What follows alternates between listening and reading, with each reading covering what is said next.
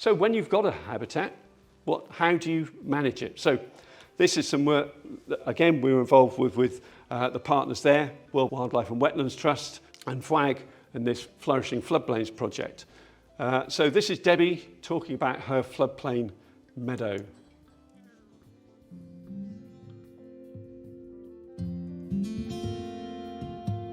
So our farm is in Gloucestershire in the Severn Vale. We've got about 950 acres here. A mixture of arable and permanent pasture, with some of them floodplain meadows. So when the floods were peak about 2 weeks ago, we probably had 350 acres underwater. Some of the meadows are in high level scheme for species rich or overwintering waders. And then other meadows are just permanent pasture that we just farm with low inputs but aren't in any specific schemes. So the meadows that we're at here, by Coombe Hill Nature Reserve, about 120 acres here. The majority goes underwater. We take a hay cut for these, so they'll have nothing done to them. They have no fertiliser, no sprays, nothing. And they take a hay cut in the end of June, beginning of July.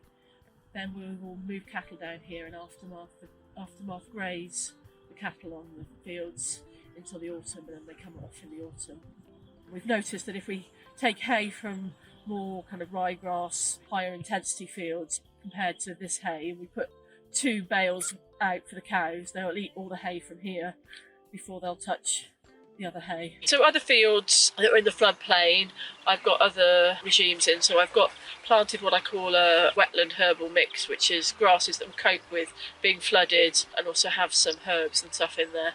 And this year I did a trial mob grazing those. The cattle had basically an area for one day, and each day they were moved on. And that was really interesting, and I was really pleased, especially where the herbs were. They carried on growing even in that heat, and they were the only group of cattle that I had out that didn't need any supplementary feeding or anything. So what you get from a sense of listening to Debbie is a real sense of innovation, sense of trying different things each year. Sorry, Honor, meant to credit you for quite involved in that part of the project. Honor's the one with the camera pointing at you occasionally. So what we were trying to do here was that the Floodplain Partnership wanted some farmer-friendly videos.